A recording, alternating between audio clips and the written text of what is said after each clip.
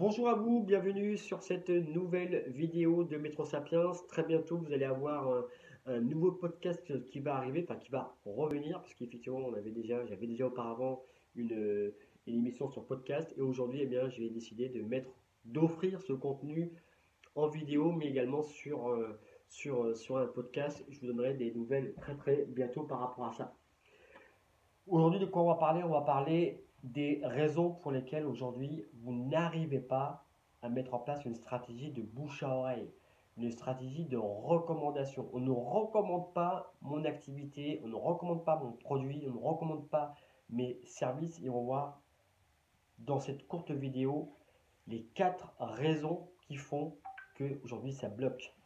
Aujourd'hui, les raisons qui font que ça bloque, elles sont basées essentiellement sur la peur.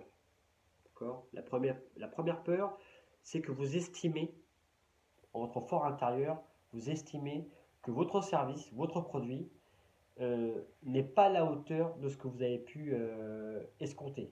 Que les produits et services que vous avez vendus ne sont pas suffisamment de valeur, n'ont pas suffisamment de valeur pour pouvoir justement vous permettre d'aller revoir votre client en lui demandant d'être mis en relation avec des clients, d'autres clients ou des contacts de votre client.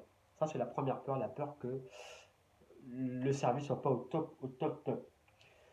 La deuxième peur, c'est que vous avez justement peur de gâcher la relation avec votre client. Ça y est, vous avez eu un prospect, il vous avez fait confiance, vous avez fait une transaction et vous avez délivré le service ou le produit que le client demandait. Et justement, la relation que vous avez avec ce fameux client, c'est une chose que vous chérissez. Et vous n'avez pas envie de gâcher cela en lui demandant d'être mis en relation avec des personnes de son carnet d'adresse.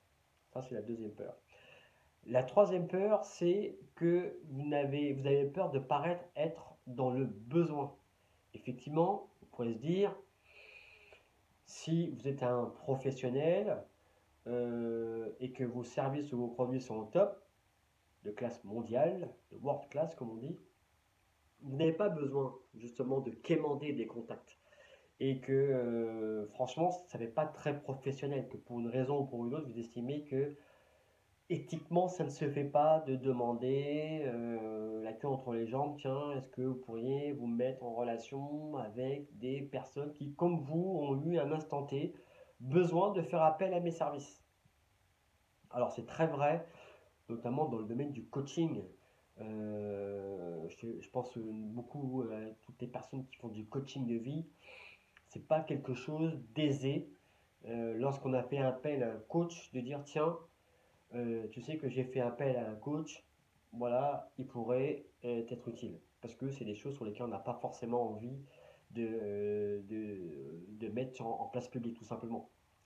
Voilà, donc la peur de pas être professionnel et surtout la peur de pas paraître sous son meilleur jour, sous prétexte que on demande d'être recommandé. Et enfin, la quatrième peur, c'est justement, vous ne savez pas comment faire. Comment est-ce que je peux demander de manière adroite, efficace, sans me mettre sur un piédestal et inversement, de ne pas mettre la personne sur un piédestal et moi apparaître dans le besoin. Comment est-ce que je peux faire ça de manière adroite et efficace pour que ça marche? Et surtout, comment est-ce que je peux faire face aux éventuelles objections que je peux faire, aux éventuelles questions que je pourrais avoir.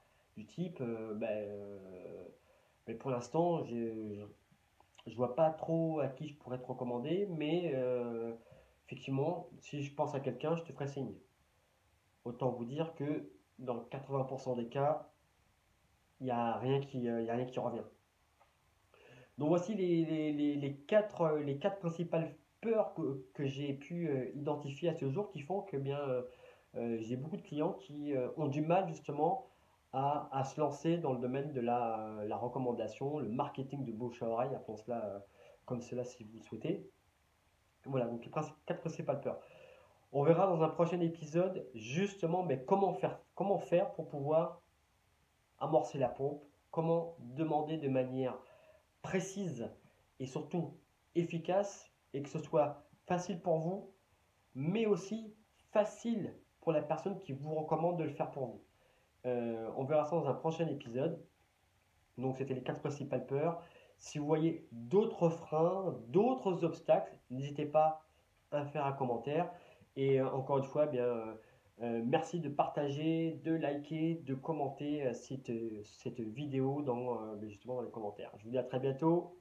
C'était donc le coach à lunettes et je vous dis à très bientôt pour un autre épisode sur l'art de développer votre réseau et la recommandation professionnelle. À très bientôt. Salut.